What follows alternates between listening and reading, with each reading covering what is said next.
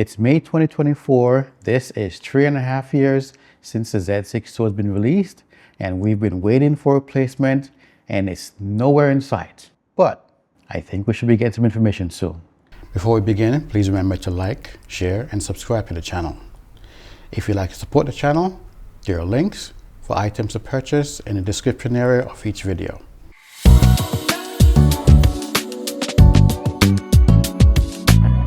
Hello everyone, welcome back to the channel. It's Wayne. So I have some information I wanted to share. If you remember last year, prior to the Z8 coming out, there were a lot of things going on. We kept seeing some sites that had information on new camera or the actual nomenclature, and then it got pulled. And then we have some site that information changed, they were offline and things were happening. Well, guess what? Recently I noticed some changes on the Nikon USA website. The Z6 was listed, then it wasn't listed, then it was back again. The information for the camera was changed. If you look at the Z6, when you saw one of the images inside there for the camera, it was the Z5. The same thing occurred on the Z6 information page as well as the Z7.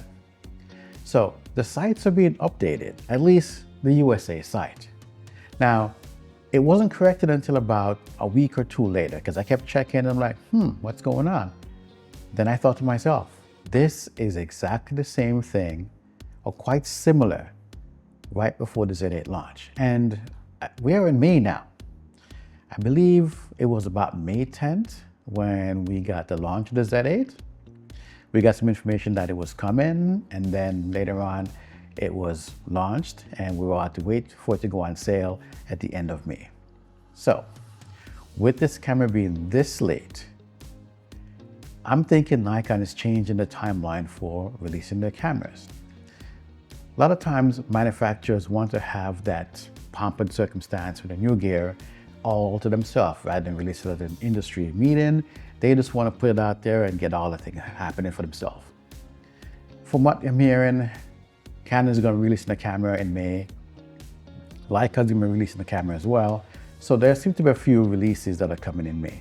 And I remember that during the pandemic, there was I think it was a storm or something happened in Japan that kind of was a flood, I believe it was, that the factories were kind of offline. So sensitive deployment were a little bit skewed.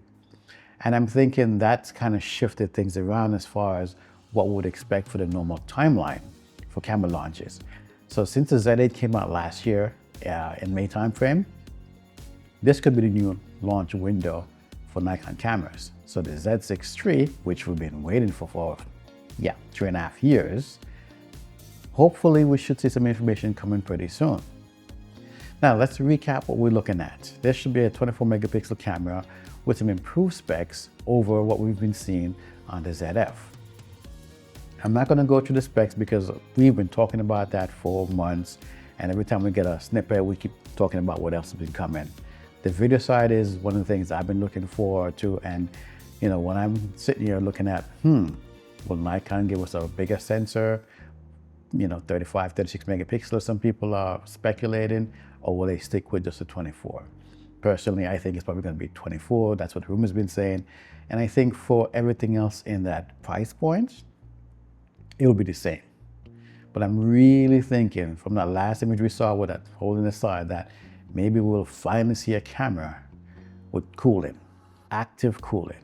It's not been something that Nikon's been doing, but we know that they've bought red now. Maybe they've talked to some of those engineers and change with the shell, give some fan on there so it can take care of that long recording session.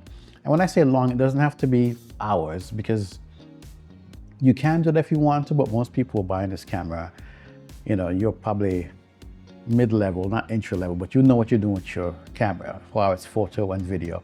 But you want something that's a little bit better, that you're now a budding videographer, photographer, you're doing weddings, you're doing events, but you don't have the money to get a Z8 or Z9.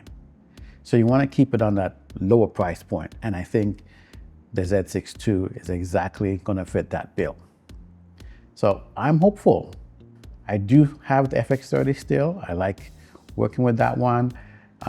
It works well for the most part, but I'd like to have something that's more capable. You know, I love being able to be able to record raw, ProRes raw. Well, not really ProRes raw, just ProRes internally into the camera. So there's some things that I'm looking forward to. But I want to hear from you guys. What are you expecting? With all this information that's been coming out, do you think Nikon is going to change and surprise us now that they've actually got red? Do you think we'll see some of that red software inside these cameras? Or it will just be something improved? Oh, before I forget, you know, when Blackmagic launched, and I did a video about that one, if you guys saw that one yet, one thing I mentioned, I think this thing makes a lot of sense with Nikon. If they could do something with a new touch type of menu system, that would work very well.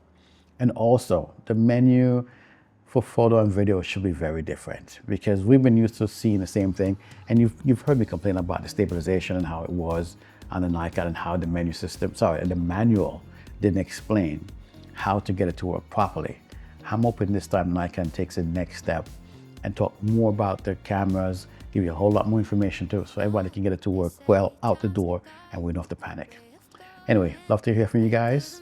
See you guys in the next video. I'm happier than ever, like I never thought forever was you.